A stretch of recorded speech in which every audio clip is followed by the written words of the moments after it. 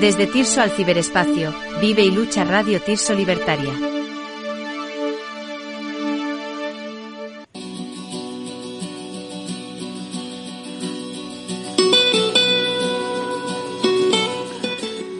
Quien dice mi libertad termina donde empieza la tuya, no sabe nada de libertad.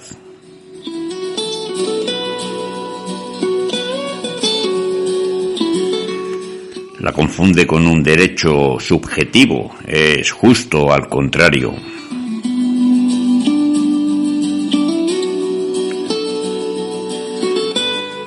Porque mi libertad empieza con la tuya, porque si tú no eres libre, yo tampoco lo soy.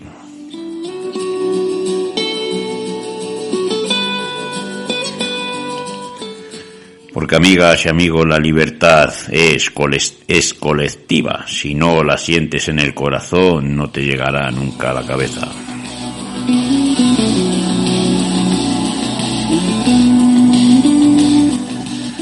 Bueno, salud, amigas y amigos, bienvenidos de nuevo a Radio Tirso Libertaria. Os presentamos hoy nuestro programa Vive y Lucha y bueno, como siempre os recordamos cómo podéis contactar con el equipo del programa.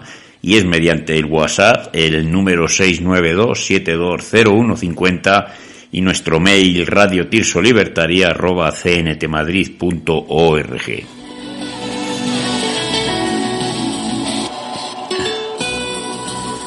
Como siempre nos podréis encontrar en Telegram, Instagram y YouTube como Radio Tirso Libertaria. Os tenemos que comunicar que Facebook nos ha cerrado nuestra cuenta Radio Tirso Libertaria. Y bueno, está ya el equipo trabajando para crear una nueva. Entonces superaremos esta censura fascista.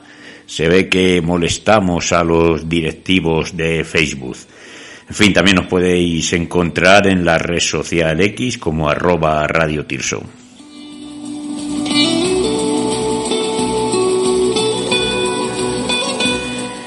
Por supuesto, también os recomendamos nuestro grupo de Telegram, Luchas Libertarias, y nuestro canal de Telegram, Radio Tirso Libertaria, pues para que nos enviéis vuestras peticiones, vuestra música, en fin, lo que queráis. Seguimos estando en Telegram, Telegram sigue funcionando de momento, entonces, bueno, amigas y amigos, ahí vamos.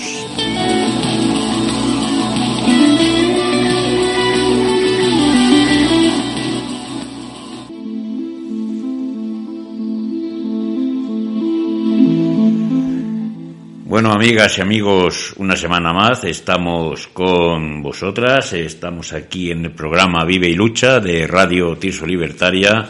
Esta semana vamos a entrevistar a una asociación que son Familias Frente a la Crueldad Carcelaria y bueno, nos hablarán de temas de las prisiones, torturas y demás. Pero antes de esto ya está con nosotros nuestra compañera Urraca, en breve llegarán Alberto y también Jenny y bueno, estaremos haciendo la entrevista. Hola Urraca, ¿qué tal? ¿Cómo estás? Hola, buenas. Pues mira, justo este fin de semana he estado yo hablando con un amigo sobre el tema de las instituciones penitenciarias y la policía y bueno, pues nada, le dije que un día tendríamos que abrir el melón de la policía, ¿no? Y dice, cuando queráis, tengo bates, piedras, cócteles. Los abriremos. Dentro de poco haremos un programa sobre esto.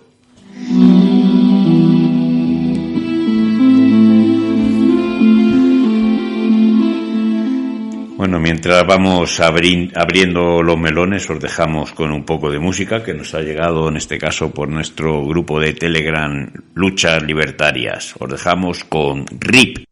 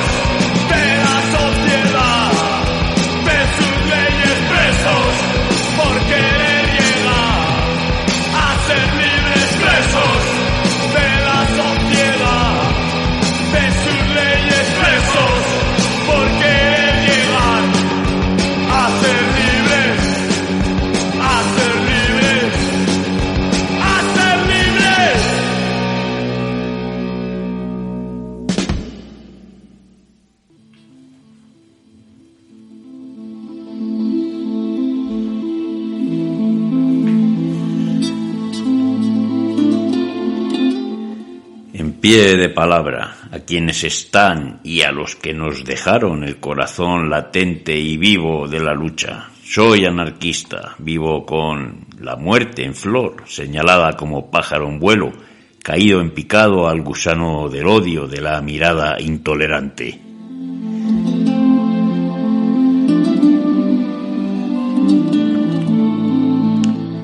Nuestra memoria hace primavera en mí. Soy cada represaliado sístole de un tambor continuo de sangre de amapola redoblada. Silbo lo mismo que el bosque en la bandada de versos.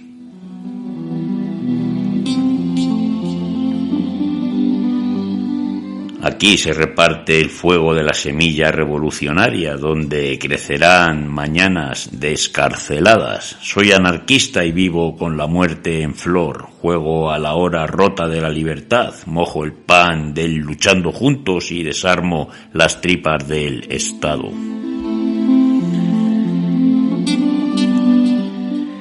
Hoy destapo la cerveza del cielo en marzo, brindando por cada sección y sindicato nuevo. Hay una belleza de longevidad en la anarquía. Alcancemos una vez más la jarra de esperanza y vanguardia del ideal por siempre.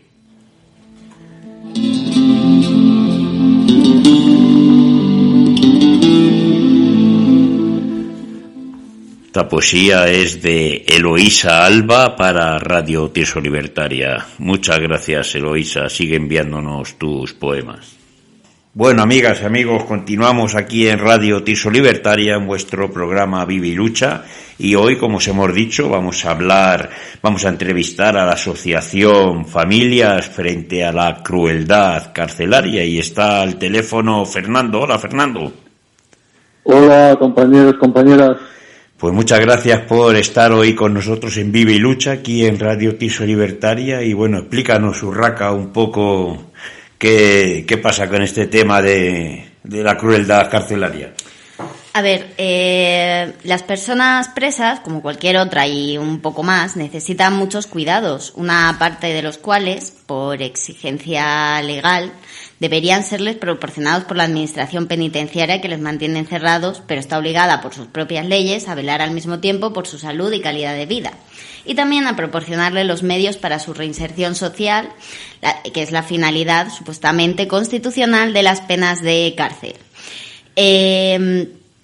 Desgraciadamente no es solo que eso no se cumpla, sino que el sistema penitenciario resulta muy destructivo tanto para quienes lo sufren encerrados como para sus familiares y allegados. Y aquí es cuando aparece Familias frente a la crueldad carcelaria. Bueno, Familias frente a la crueldad carcelaria es una asociación de familiares y amigos y amigas de presos, ¿no? Que nació en 2017, pues cuando se reunieron a través de un programa de radio, de Tocate y Fuga, fue cuando se hicieron los primeros contactos.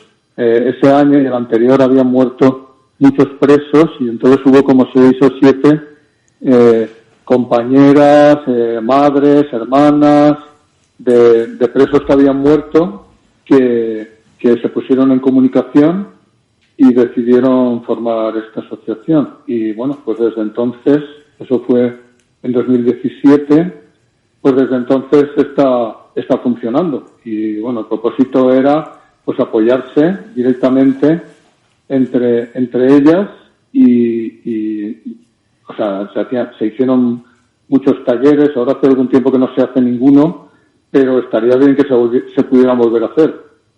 Talleres de cuidados mutuos con una psicoterapeuta, talleres de duelo, de comunicación.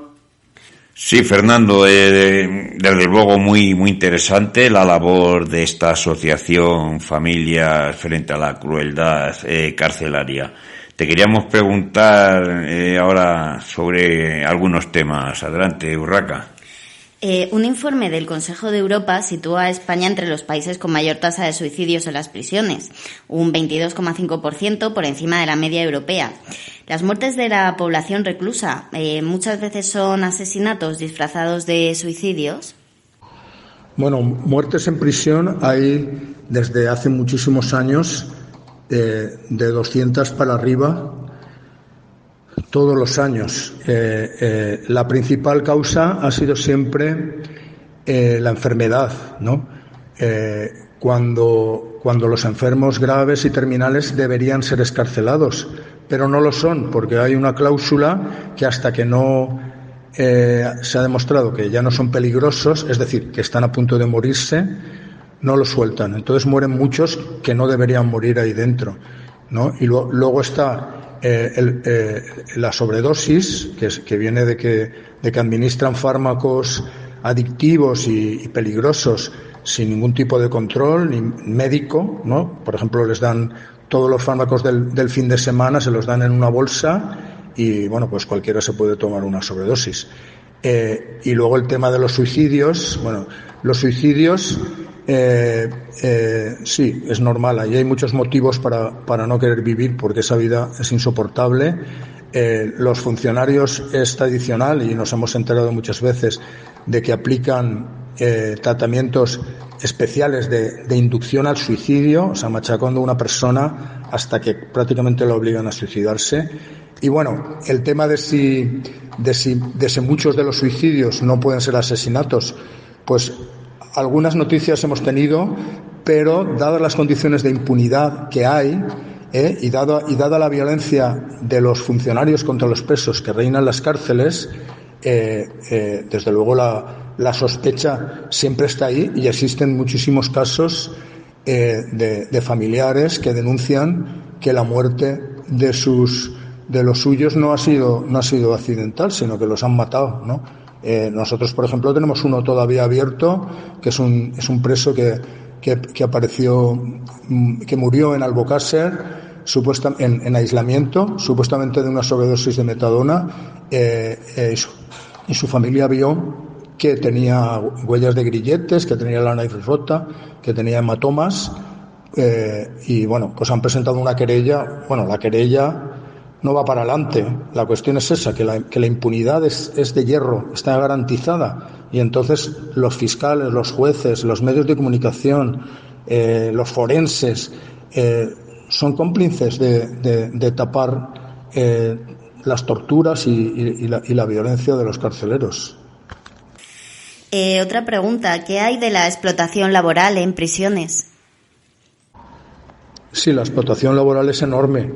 Bueno, lo primero es que hay poco trabajo remunerado, trabajo de talleres hay poco.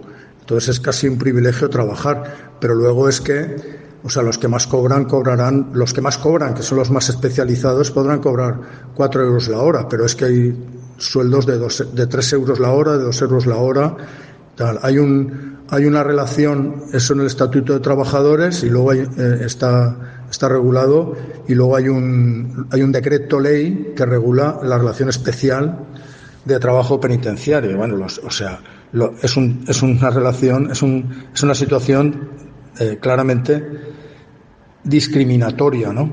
En fin, el sueldo es bajo, los derechos, por ejemplo, la seguridad social, pues no hay ningún derecho a la baja, las cotizaciones suelen estar manipuladas, no hay derecho de sindicación, aunque en teoría podría haberlo, pero en la práctica no lo hay. Para poder lograrlo, pues habría que moverse con abogados, laboralistas, etcétera, que realmente no existen, ¿no? Tampoco hay derecho de reunión ni de negociación colectiva de ninguna clase. Te pueden despedir cuando les dé la gana, primero por motivos laborales, pero luego por motivos de tratamiento, por motivos disciplinarios, o sea, por un traslado, por una sanción, en fin. Es un desastre, o sea, es una situación claramente discriminatoria que atenta contra la dignidad de los presos. Y me gustaría también que nos comentaras un poco el tema de la discriminación a las mujeres presas, ya que ellas obviamente tienen doble discriminación, porque son madres, algunas son incluso cuidadoras, en general, ¿no? Quiero decir, me gustaría saber un poco cómo está el tema con ellas, porque es muy interesante. Las mujeres presas están doblemente discriminadas, o sea, por presas y por mujeres. Bueno, el problema fundamental es que no hay apenas prisiones de mujeres, ¿no? Y solamente existen 4 en total: la de Brieva, la de Alcalá de Guadaira, la de Alcalá de Henares y una en Cataluña. la de Barras, y por ejemplo la de Alcalá de Guadaira está a punto de desaparecer. Este verano dicen que la van a convertir en una sección del psiquiátrico penitenciario, y bueno, pues las mujeres ocupan módulos en prisiones para hombres, ¿no? Y entonces, claro, eso causa muchos problemas, porque no, por ejemplo, si tú estás en un módulo de una prisión, que solo hay un módulo de mujeres, y lo hacen módulo de respeto, pero tú no te quieres someter al que supone un módulo de respeto, que son condiciones de humillación, o sea, de degradación, bueno, pues entonces te trasladan, entonces te desarraigan de tu familia, te alejan de los tuyos, y adiós, muy buenas. Si, por ejemplo, tienes conflictos con los carceleros y te ponen en primer grado, pues como el módulo de mujeres que haya pues no está preparado para el primer grado, pues te trasladan a una prisión donde puedan ponerte en primer grado, ¿no? Luego, por ejemplo, módulos de maternidad no hay tantos como módulos de mujeres, ni mucho menos. O sea que tienes que elegir entre estar cerca de tu familia, pero sin tu hijo, o estar con tu hijo pero lejos de tu familia. Los niños pueden estar con las madres cuando son menores de 3 años, ¿no? Bueno, luego pasa con las mujeres que la mayoría son muy pobres, que la mayoría son dependientes y la mayoría han sufrido malos tratos, tienen problemas sociales muy acusados, y además es que las mujeres no abandonan a los hombres cuando van a la cárcel, pero ellas sí que son abandonadas, y normalmente nadie las asiste, y entonces se quedan allí más solas que la una. Luego el problema también es que el grado, o sea, el grado de tolerancia que hay a determinadas actitudes es mucho menor para las mujeres. A las mujeres las sancionan y las aíslan y las castigan por cualquier tontería, ¿no? Porque como que les exigen un grado mayor de sumisión y de pasividad, y si no lo cumplen, pues la sancionan mucho más que a los hombres, y así sucesivamente. Bueno, Fernando, sí, muy interesante. Dinos, porque, claro, el tema ahora de la salud mental es un tema que está bastante candente en la sociedad, y, claro, sin embargo, dentro de las prisiones estas situaciones llegan a ser bastante más terribles, porque allí los presos y presas digamos que carecen de una atención adecuada. ¿Es así, Fernando? Pues la salud mental en prisiones es un desastre, ¿no? Primero, hay muchos más enfermos mentales de los que están diagnosticados, porque en los juzgados no, o sea, en los juzgados tú vas y si no tienes abogado, que mucha gente no tiene abogado y está indefensa, y no has tenido un tratamiento psiquiátrico no sé, adecuado, y tienes documentación y papeles y tal, pues vas al juicio y vas sin papeles, y aunque seas un enfermo mental te condenan como si no lo fueras. O sea que entras en la cárcel sin diagnóstico. Pero, o sea, los que están diagnosticados, que pueden ser, pues según informes, puede haber de un 4 a un 8% de la población penitenciaria de enfermos con trastornos graves, ¿no? Eso puede ser pues de 2 o 3 mil a 5 o 6 mil personas, ¿no? Con trastornos psicóticos, ¿no? Con trastornos como esquizofrenia o cosas muy graves, ¿no? Estos, en los psiquiátricos penitenciarios habrá en total, hay 2, habrá unas 500 plazas, con lo cual todos los otros están fuera, ¿no? Luego además hay como, no sé, o sea, reconocido, pues otro 40% que tienen trastornos menos graves o patologías duales, o sea, trastorno y toxicomanía. Luego el número de toxicómanos es enorme, y sin embargo en la cárcel, o sea, no existen módulos psiquiátricos ni una psiquiatría organizada. Lo que existe es un abandono absoluto, ¿no?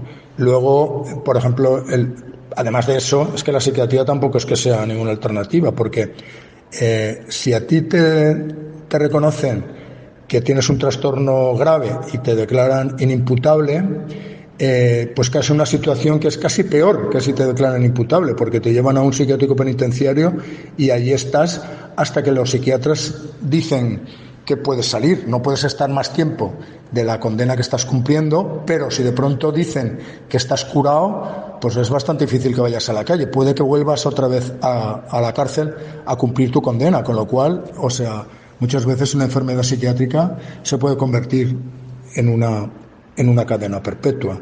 En fin, o sea, también ocurre que a muchos de los enfermos psiquiátricos, como no están diagnosticados y si lo están, no están tratados como enfermos, pues las cosas que hagan, que son síntomas de su enfermedad, pero que puedan, digamos, alterar un poco el orden y tal, pues son consideradas actos de indisciplina y castigadas, y muchos de ellos van a parar al régimen de castigo, con lo cual pues los machacan a palizas, ¿no? Y los tienen atados y tal. Además de que el primer grado, o sea, vuelve loco al más pintado. Si estás mucho tiempo en un primer grado ahí aislado en esas condiciones, es que eso es nefasto para la salud mental.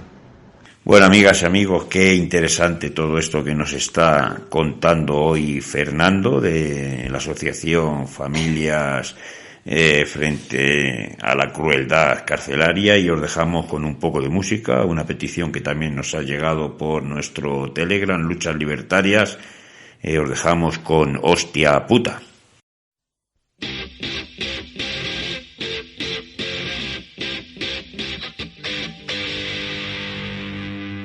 Solo soy un gilipollas que tengo que trabajar para unos soplapollas que viven de los demás. Solo soy un gilipollas que tengo que vomitar en la cara de uno de ellos para poder dormir en paz. Somos dos gilipollas que tenemos que currar para unos soplapollas que viven de los demás. Somos dos gilipollas que tenemos que vomitar en la cara de uno de ellos para poder dormir en paz. Somos tres gilipollas que tenemos que currar para unos soplapollas que viven de los demás. Somos tres gilipollas que tenemos que vomitar en la cara de uno de ellos para poder dormir en paz. Somos cuatro gilipollas que tenemos que currar para unos soplapollas que viven de los demás. Somos cuatro gilipollas que tenemos que vomitar en la cara de uno de ellos para poder dormir en paz.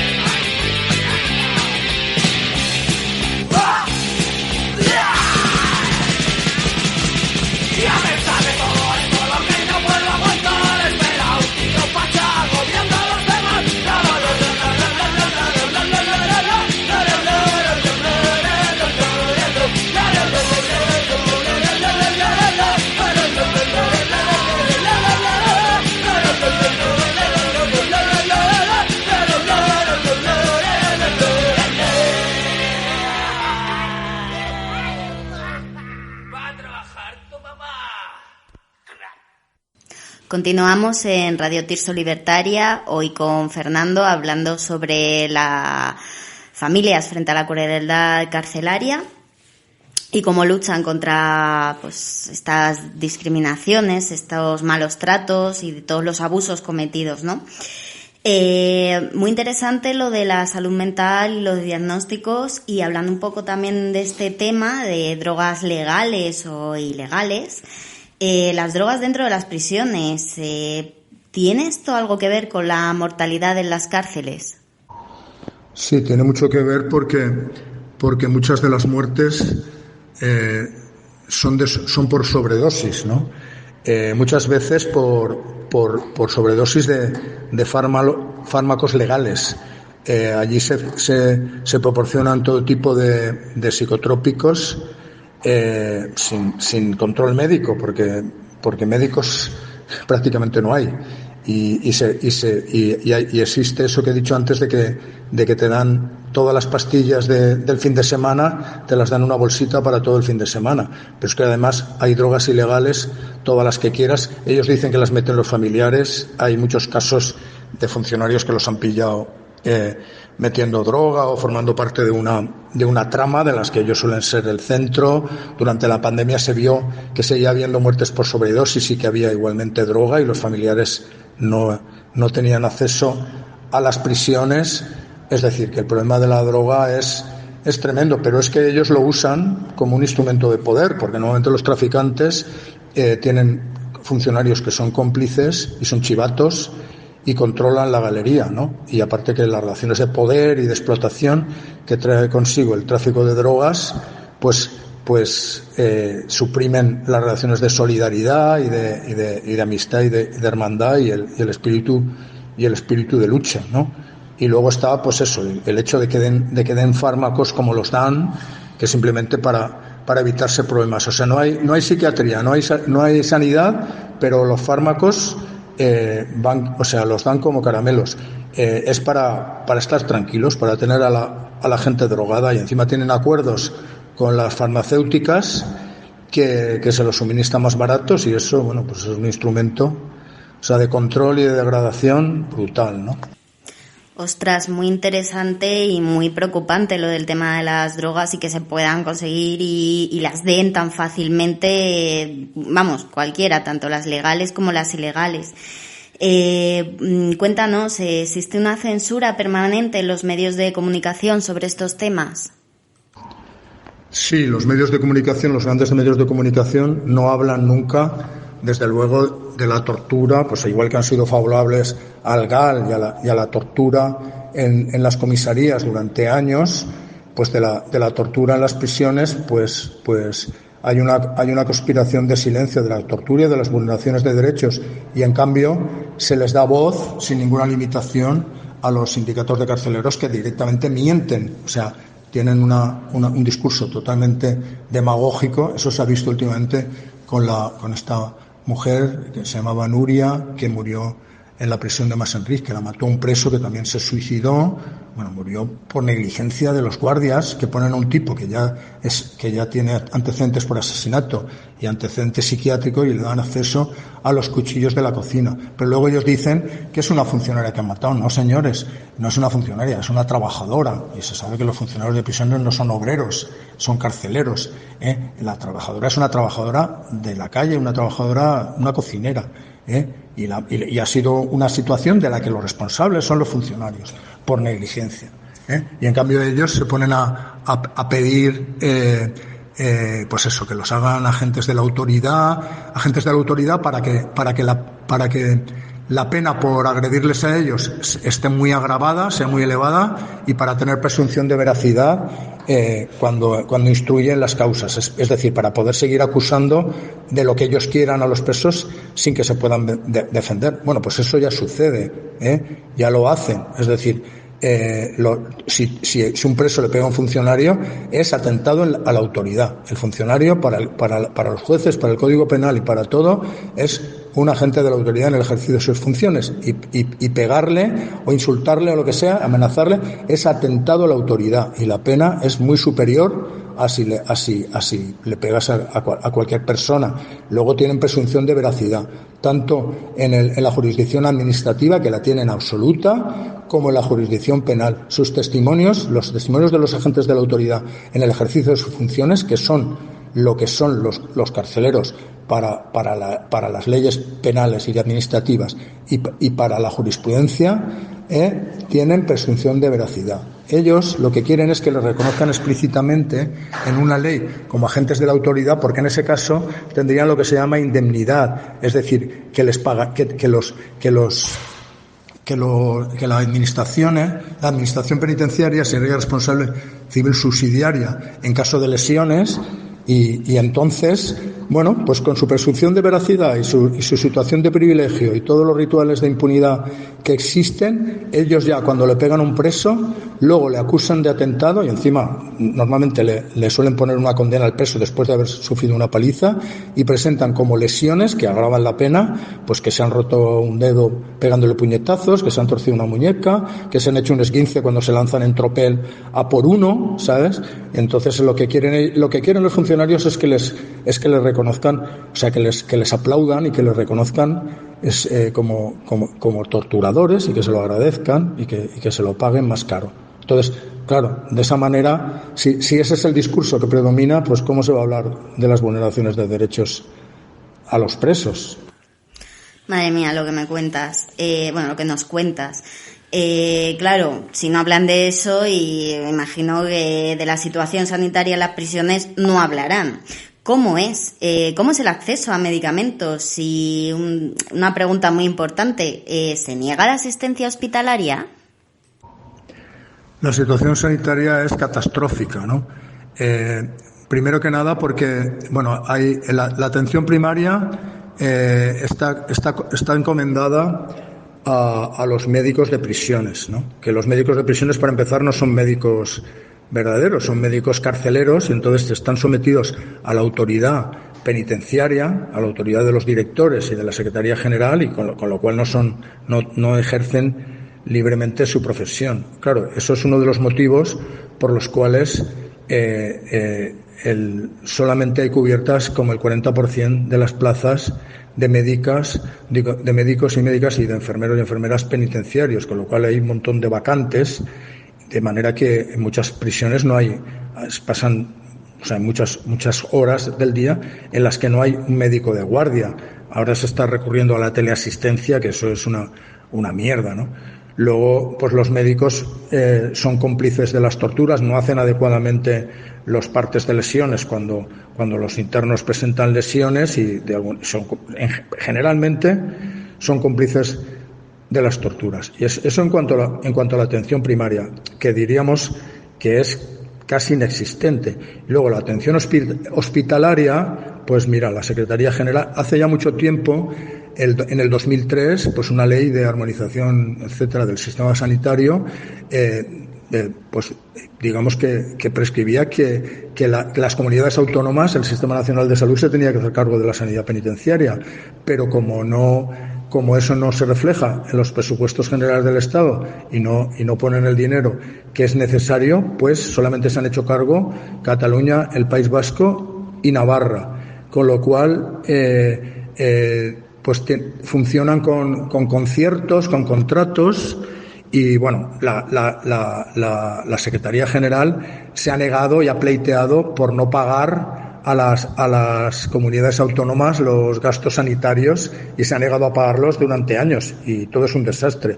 Por lo demás, hay una descoordinación total entre una sanidad y otra. Entonces, si tienes un cáncer y te están dando una radioterapia, pues igual te jodes porque cuando te tienen que sacar no te sacan y ponen cualquier excusas disciplinarias, o te trasladan sin previo aviso, o ese día no hay policías para llevarte. O sea que hay muchos más detalles, pero la sanidad penitenciaria es un desastre, es una barbaridad. O sea, el derecho a la salud ahí no existe. Sí, efectivamente, Fernando, un preso o una presa que enferma dentro de prisión, esto directamente es una condena a muerte, ¿verdad, Urraca? Sí, de hecho estoy viendo que se utiliza mucho el tema de la represión y los castigos y tal, como si fuéramos, me iba a decir niños, pero es que tampoco creo que a los niños se les deba castigar de esa forma. De todas formas, tengo otra pregunta. ¿Existen, ya que estamos aquí con estos problemas, ¿no? Tanto legales como tal, ¿existen servicios de orientación o asistencia jurídica? Existen servicios de orientación y asistencia jurídica, pero eso no es el problema. El problema es la indefensión que sufren los presos, ¿no? Porque el mismo mecanismo de garantía que se creó en la Ley Orgánica General Penitenciaria, que fue obra de Carlos García Valdés, que fue una respuesta a la lucha de Coppel, pero una respuesta represiva, que lo que pretendía era deslegitimar las reivindicaciones de los presos, haciendo ver que había una ley progresista que respetaba sus derechos, y legitimar la represión, ¿no? Legalizándola, que es lo que hizo. O sea, el García Valdés y en la Ley Orgánica Penitenciaria, pero más en la práctica, reinventó el régimen de máxima crueldad, el régimen especial de castigo, ¿no? Bueno, pues el mecanismo de garantía, tan democrático como lo presentaban, que era el juzgado de vigilancia penitenciaria, pues no funciona, entre otras cosas porque no puede funcionar, porque tenían que haber hecho al mismo tiempo una ley procesal penitenciaria y no la hicieron, de tal manera que eso está regulado de mala manera, además con una ambigüedad tremenda que la utilizan desde luego los que cometen las ilegalidades, que son los carceleros, a su favor. Y entonces, bueno, ¿qué pasa? Que tú en un procedimiento penitenciario no puedes nombrar un abogado, te tienes que defender por ti mismo, y por eso existen los SOAG como un parche para esa situación. Pero es que, o sea, ahí necesitas un abogado y un procurador, y estar presente en el procedimiento como en cualquier otro procedimiento penal. Pues no puedes, porque eso no está regulado, y entonces te tienes que defender por ti mismo. Entonces están los SOAG, pero es que los SOAG no pueden sustituir el derecho de defensa. Los SOAG se supone que te asisten, pero yo diría que los SOAG, igual que el turno de oficio, no son para los presos, son para la clase media, para los abogados, para que tengan un sueldecillo y tal, y la mayoría, igual que en el turno de oficio, pues no cumplen con su obligación. De todas maneras, los SOAP son un parche, Y bueno, lo siguiente es eso, o sea, tú primero,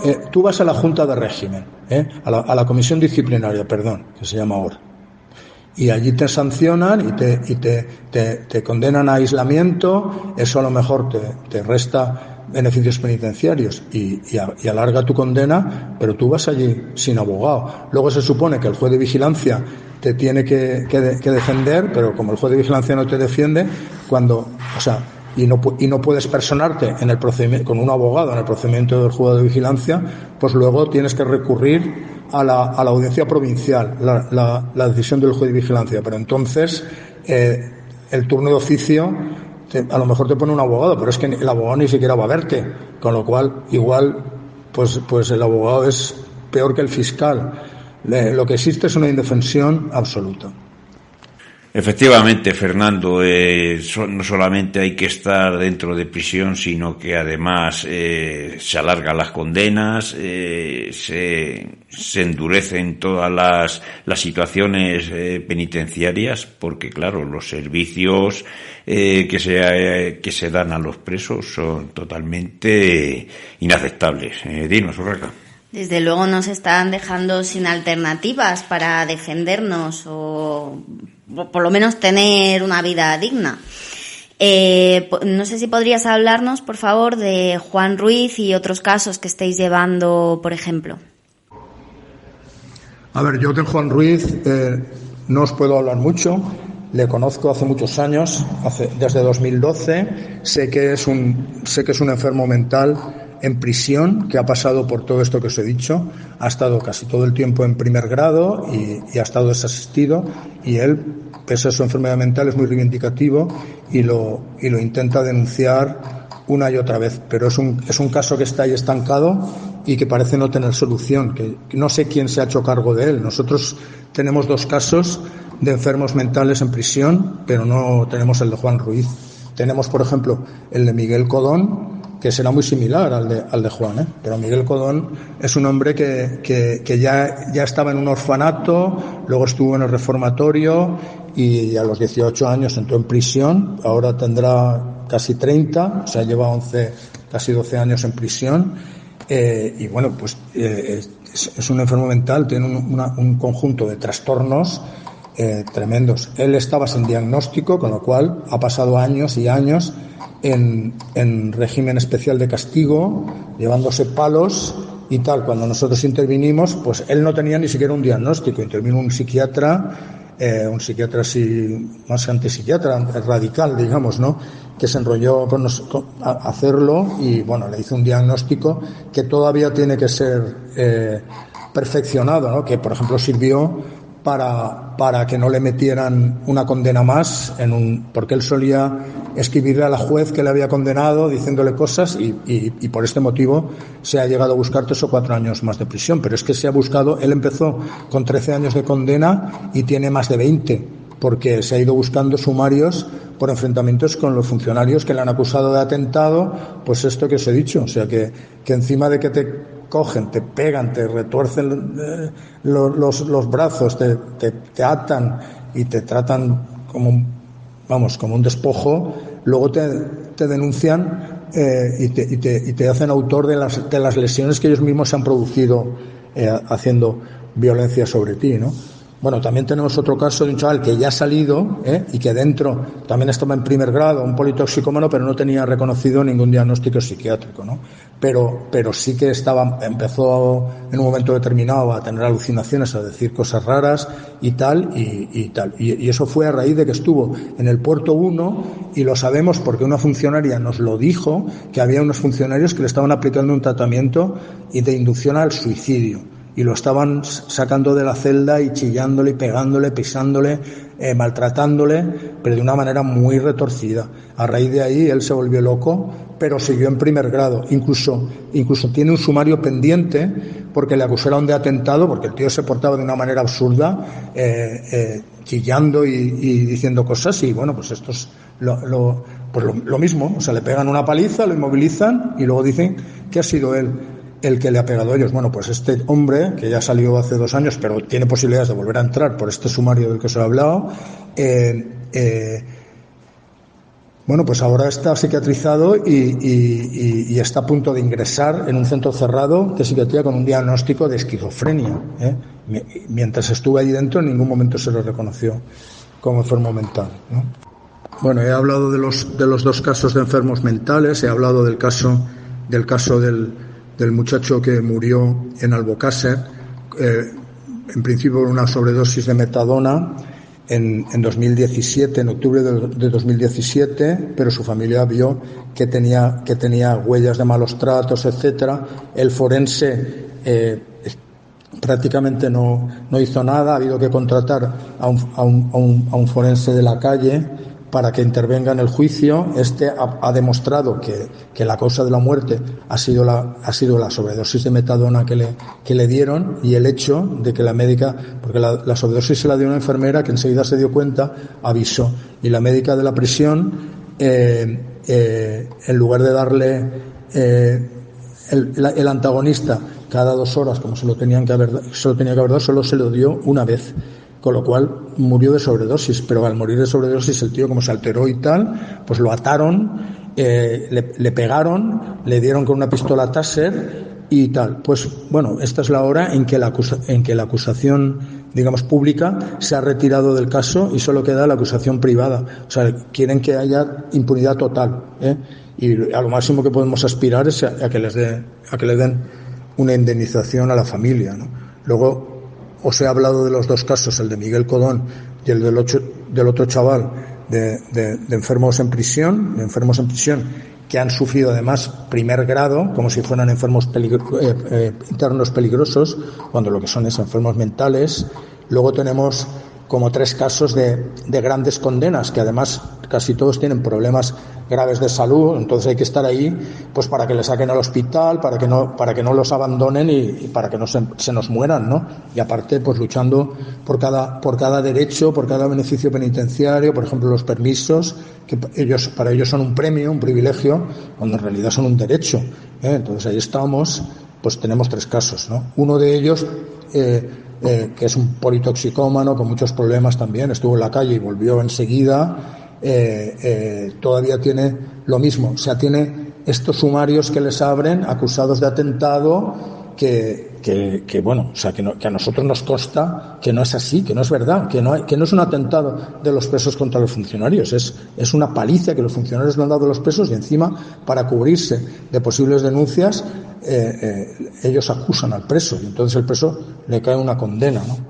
Desde luego es escalofriante todo esto que nos está contando Fernando sobre, en fin, palizas a presos, todas las manipulaciones, y bueno, esto es terrible. Os vamos a dejar con un poco de música y continuamos con esta entrevista, que desde luego a mí Urraca me está dejando helado, porque estas cosas no se dicen, estas cosas se silencian, y desde luego para eso está Radio Tirso Libertaria, para por lo menos aportar nuestro un poquito de luz en todo esto. Os dejamos con Warready.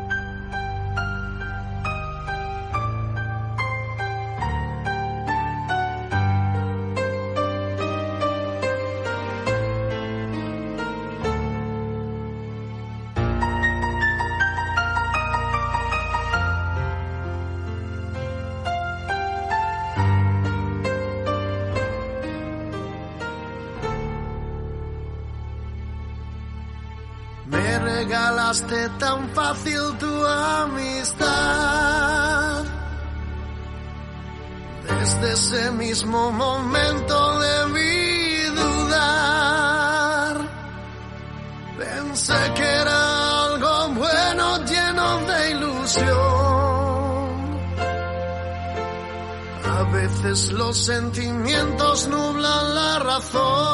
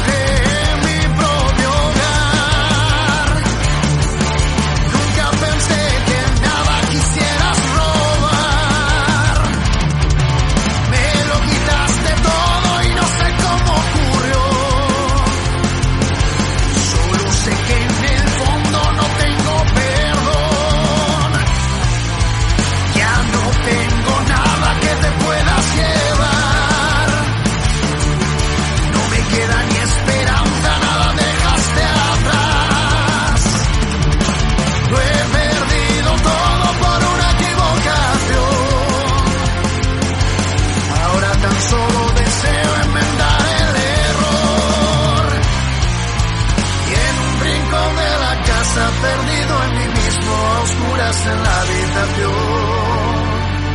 huelo el miedo, sabes que da igual, a donde quiera que vayas te voy a encontrar.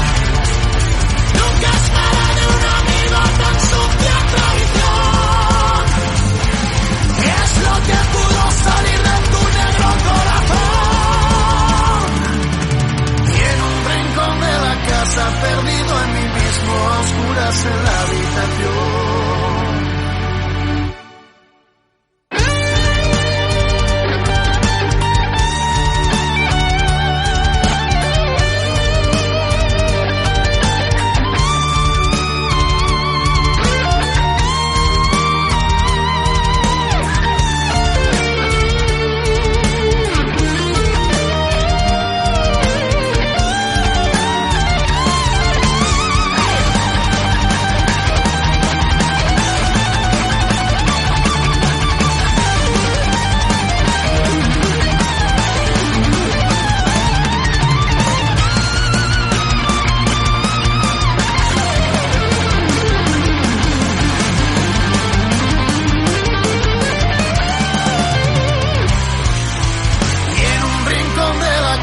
Perdido en mí mismo, a oscuras en la habitación.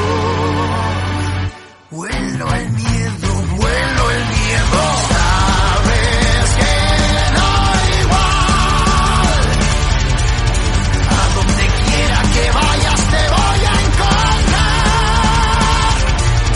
Nunca esperé de un amigo tan sucia traición.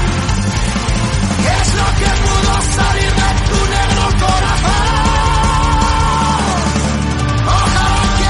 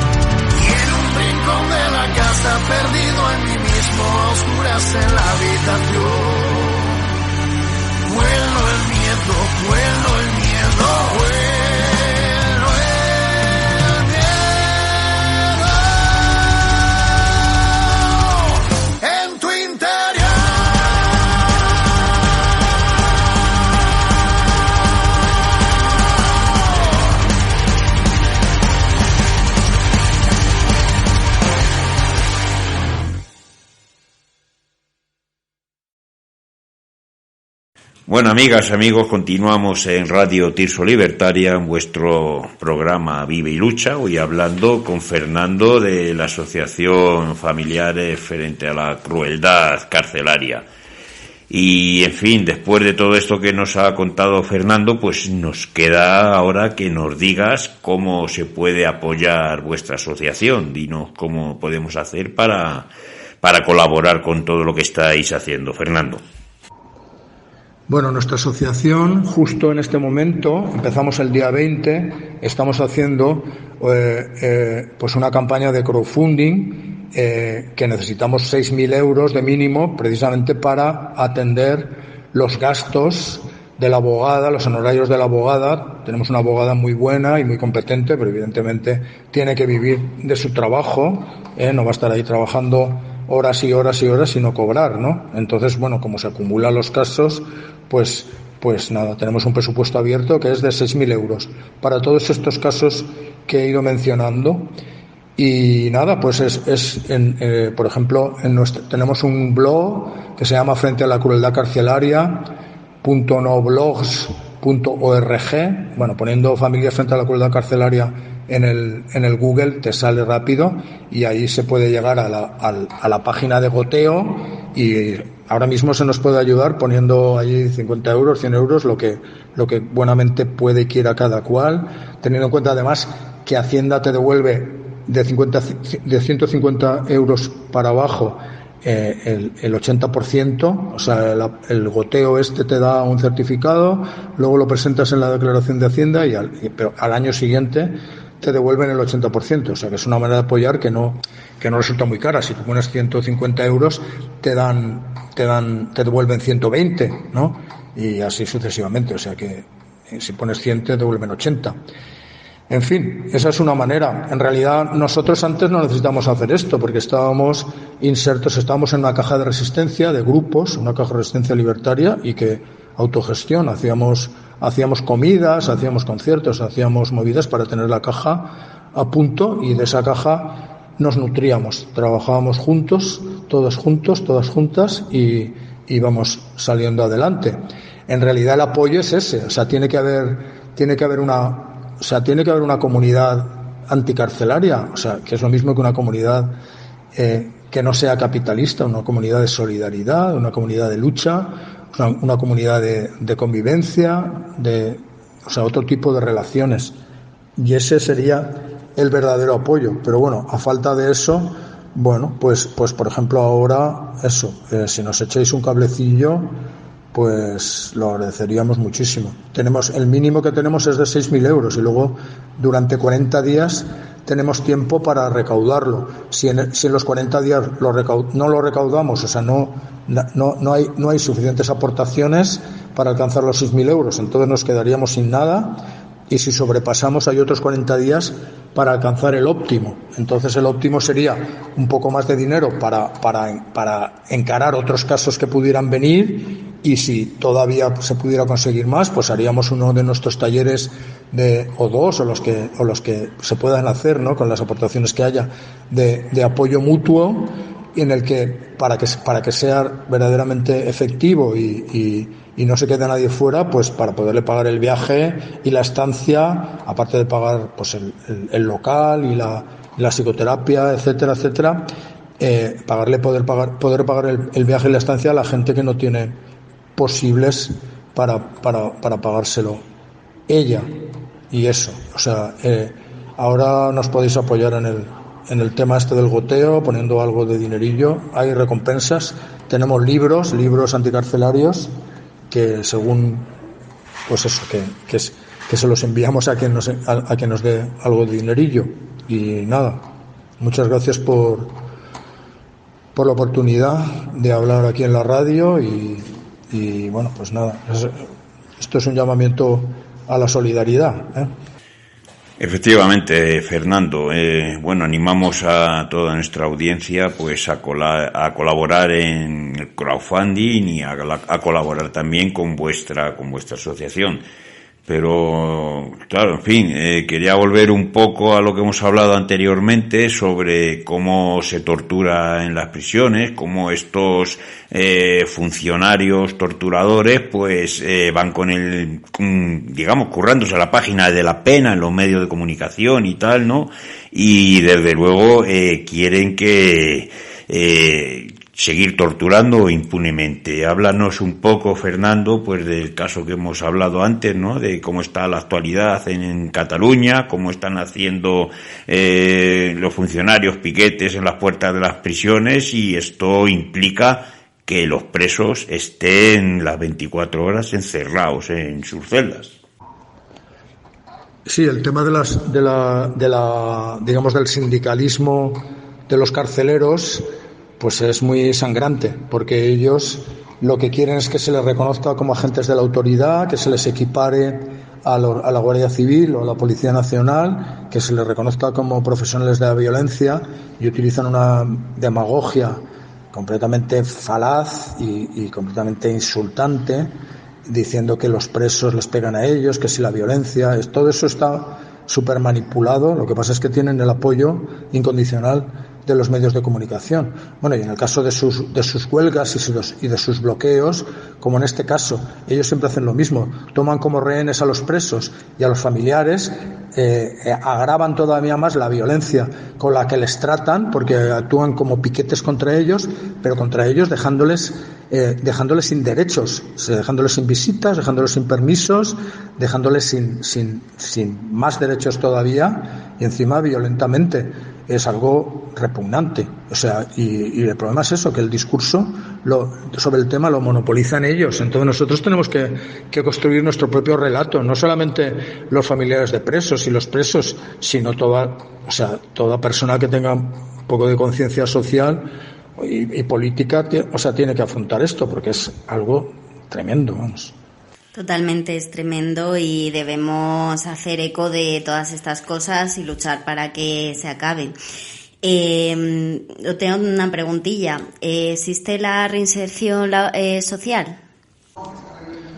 No, la reinserción social no existe. Es decir, los presos ya están insertos en la sociedad como chivos expiatorios y como una capa de población que es como si fueran pues residuos que tienen que tener un tratamiento que quizá no sean reciclables, pero pues como los residuos radioactivos tienen que estar en lugares donde no sean peligrosos.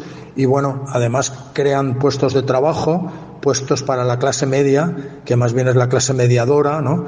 Que hay demasiados puestos en la sociedad de servicios, en la sociedad de control, que son eso, de control social mezclado con otra cosa, que parece que sean pues para ayudar y en realidad son para controlar. Pero bueno, lo importante es que haya consumidores y que la sociedad capitalista siga funcionando, y en realidad eso es un ejercicio social de parasitismo sobre gente a la que se mantiene en la miseria y se vive vampíricamente de su sufrimiento. Sobre la reinserción también hay que decir una cosa: ¿quién se quiere reinsertar en la sociedad capitalista? Lo que es necesario es que tengamos una sociedad que no sea capitalista, una sociedad que sea nuestra, por lo menos comunidades, aunque sean pequeñas, que se puedan federar, comunidades de eso, de comprensión de la necesidad y de armonía y de convivencia, que sean capaces de recibir a la gente que sale de la cárcel y